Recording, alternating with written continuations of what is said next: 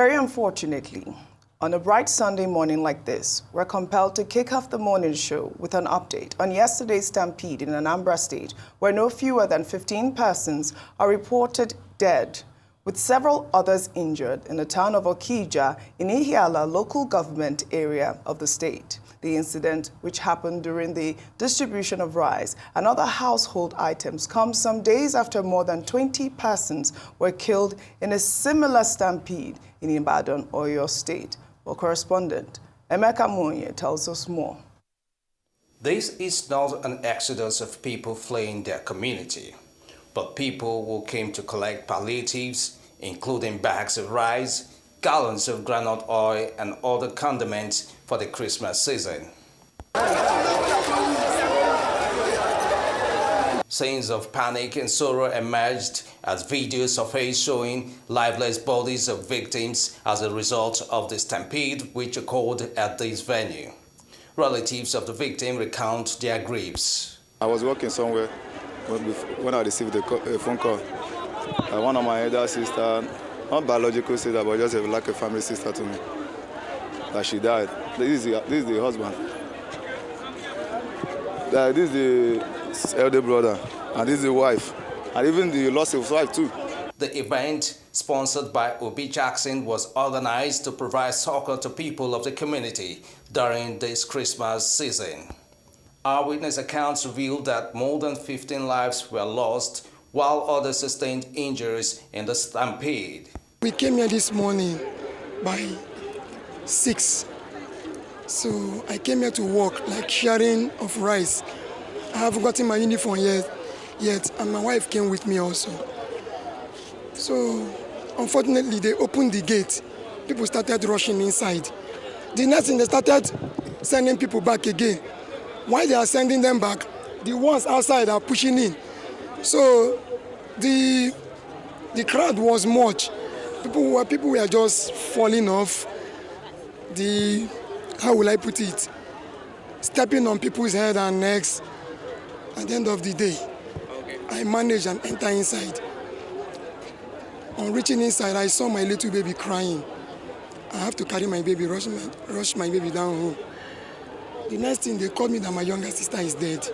About 20 or plus people gave up here. So, and it's a sad incident, you know. So, and I don't just know what happened, but that's the way we saw it. The latest events bring to a total of 3 stampedes reported in the past 1 week, following events in Ibadan which claimed at least 35 lives on Wednesday, and one at the Holy Trinity Church in Maitama, Abuja on Saturday. Emeka Monye, Arise News, Okija.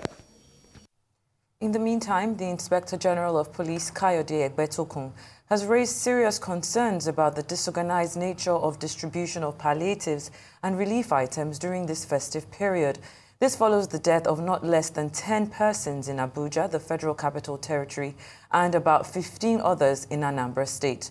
Here's the report. Christmas is a wonderful time of the year, and a big part of that happiness stems from the culture of sharing. To spread the love of the season, many Nigerians, including associations and religious institutions, embark on sharing of food products to the less privileged. At the Holy Trinity Catholic Church in Maitama, Abuja, the mood has become sober. The church's annual Christmas sharing has taken a tragic twist as thousands of residents scrambled to receive relief items, leading to a deadly crush. The unfortunate incident resulted in the death of 10 individuals, including 4 children, and left 8 others with varying degrees of injuries. Ogada is hungry in this Nigeria. Everybody needs food. Every Nigerian needs food. We need help. We need help. Come and see a lot of people that die. The woman. How did it happen? They just opened the gate.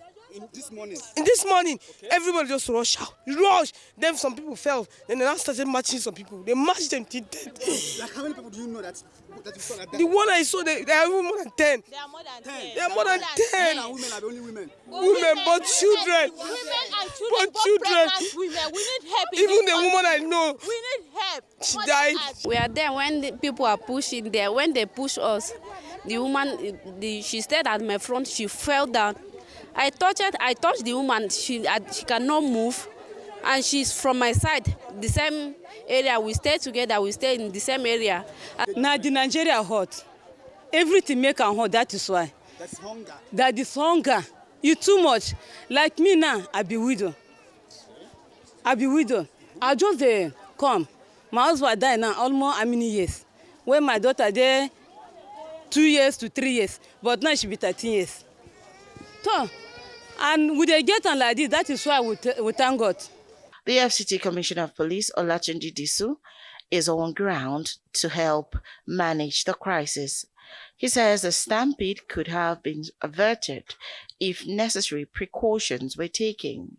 We discovered that a lot of people were stampled. It took a lot of effort to be able to move them immediately to the hospital. But unfortunately, we lost 10 people.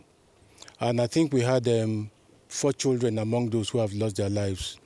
I liaised with the hospital authority, who are making frantic effort to work on those who are still in the hospital. About 10 of them have been discharged from the hospital, and I think we have just 4 in the hospital. Only a baby is in critical condition, but they told me he was responding to treatment. And we have made frantic effort to evacuate this place, because even when we came here, we still found over 1,000 or more people still struggling to come in for the palliative. But so far, so good. Situation is calm. The FCT task force, comprising of all the security agencies, have been deployed to assist us in the maintaining peace here. And luckily, we have been able to evacuate this place and directed that this place be kept under lock and key until we finish our investigations. Meanwhile, the Inspector General of Police has mandated all individuals and organizations planning public events, charitable activities, or large gatherings to notify the police in advance for better management. The IGP emphasized the dangers posed to public safety during these unorganized distributions and funfairs set up by groups, individuals, and non-governmental organizations, including the potential for stampedes and other incidents that could endanger lives.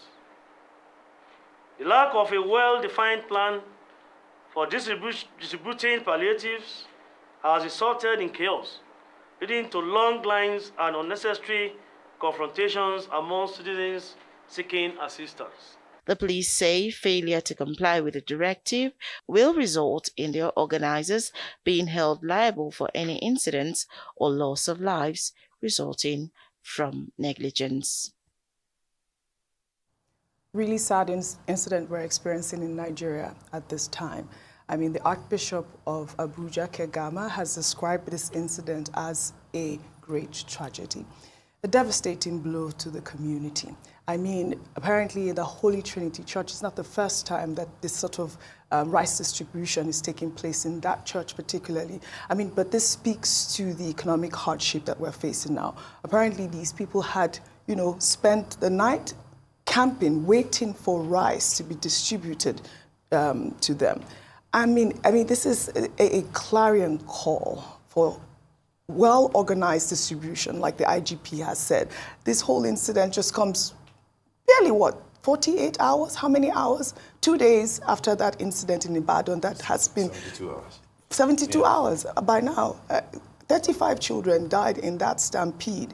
And we are seeing this happening over and over again. And I would reiterate, it speaks to the economic hardship that we are facing in the country. The government have to buckle up. I know that on the cover of this morning, Tinubu has ordered, some sort of enforcement on crowd control measures. But what are these people doing to even start with? What are those measures that are supposed to be put in place for these young people not to die, old people as well? I mean, I saw in Anambra State the videos that were circulating. I don't know if you guys saw that on social media. It was devastating. Yeah. The gentleman, they said Obi Jackson, was the person who organized the event.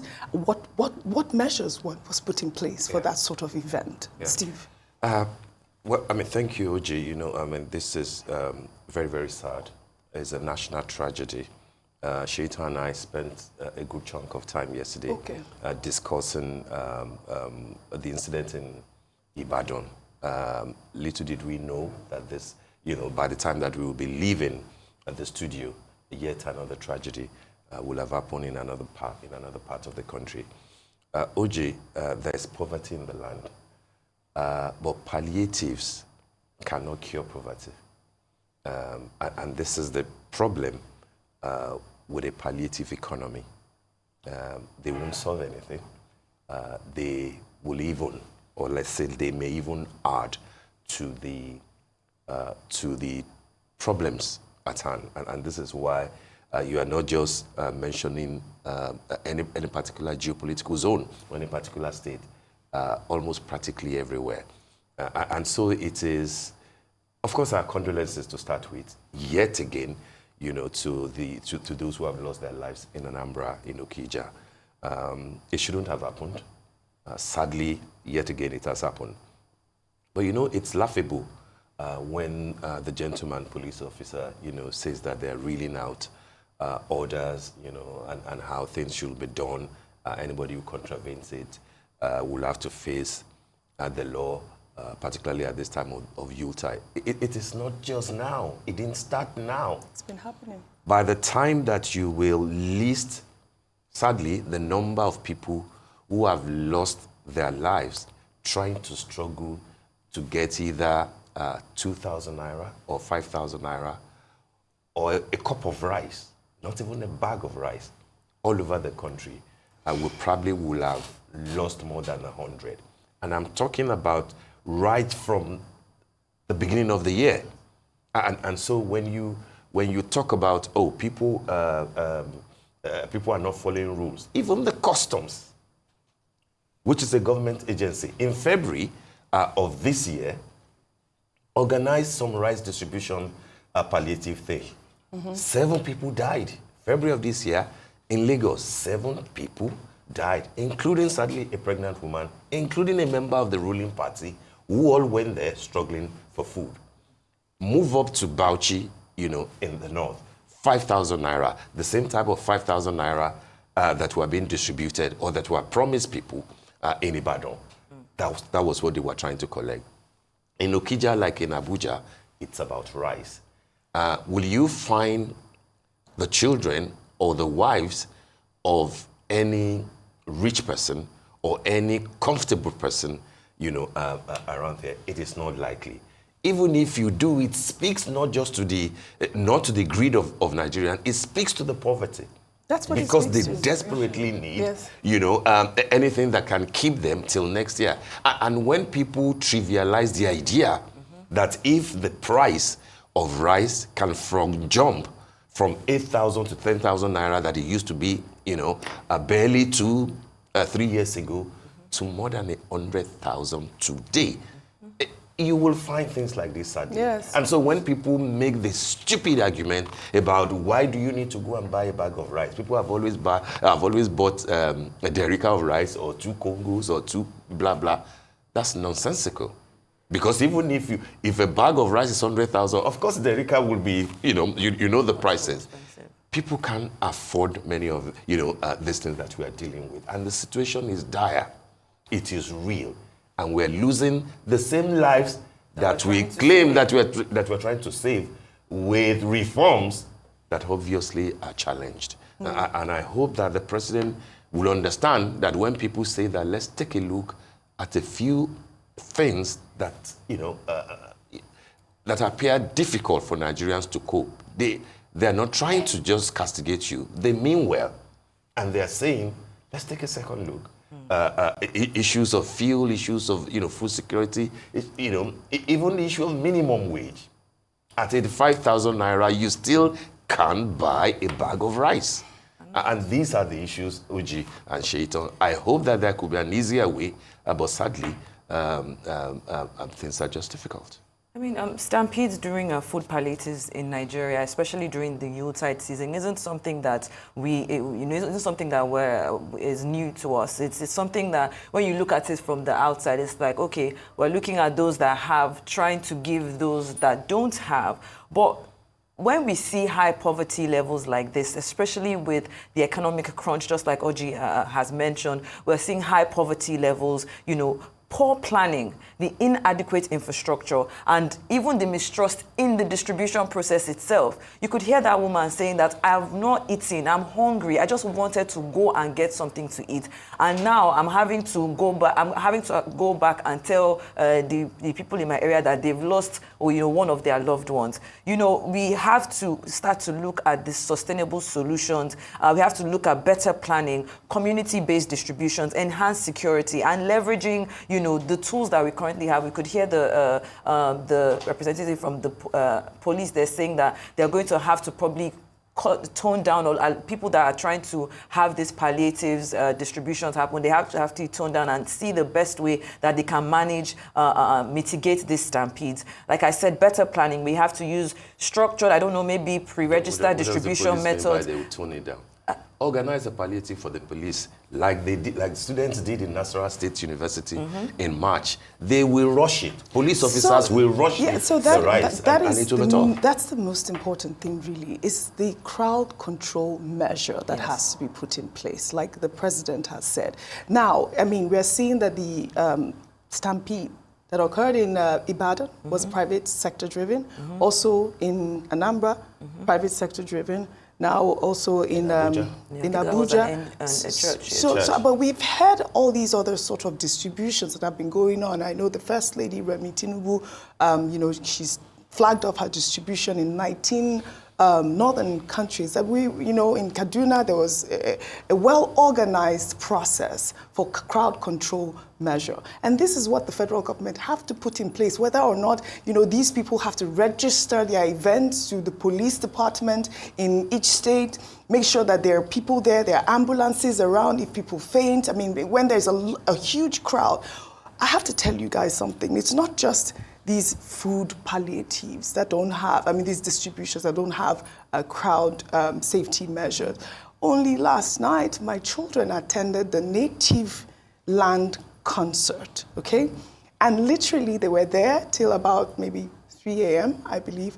And an hour after, I'm completely in shock still, an hour after, the stage collapsed.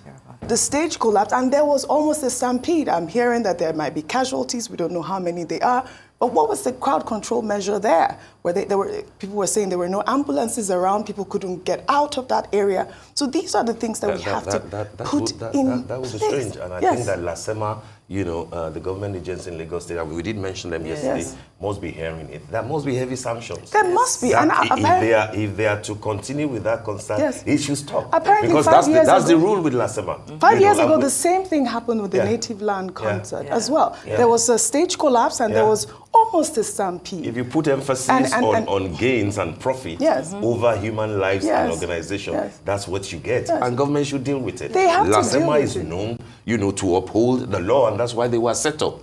We commended Ashwaji Bola Ahmed Tinubu yesterday for the initiative before he left office as governor. And then it was signed into law by Fashola. Every governor in Lagos State, deals with the issue of LASEMA, and that's an agency of government that will make sure that don't let big manism and underhand. Well, if you're going to have a crowd of people, because we are seeing an influx of whether it's be foreigners returnees or returnees, we're seeing an influx into Nigeria, into that's Lagos. Good. That's a so good one. we're going to continue to see a lot of huge gatherings like this. So if anybody is in their house thinking that I still want to go ahead and do a palliative distribution, what we're saying to you is this: make sure you plan it. event properly. Yes. Have ambulances on standby. Have crowd control. We have last month, they're the ones that control traffic. Have police presence there. Just make sure that you are thinking not just about the distribution in itself, but like you rightfully said, the adequate crowd control measures to make sure that we're not sitting down here again next week and talking about another stampede. And it's interesting that these 3 different stampedes happened in different geopolitical zones, like you mentioned, in Anambra, in Abuja, and even in Oyo State, because that really shows that when hunger comes, hunger does not care about your tribe, doesn't care about your ethnicity, doesn't care about where you're from. All it cares about is what is going into the economic impact that it currently has on the lives of those people. More importantly will be that policies that keep people impoverished must be improved upon, must be changed, must be tweaked, so that people can get, so that we will have less people running into palliative areas like this, you know, causing stampede and people dying. Ultimately, that's what I'm saying.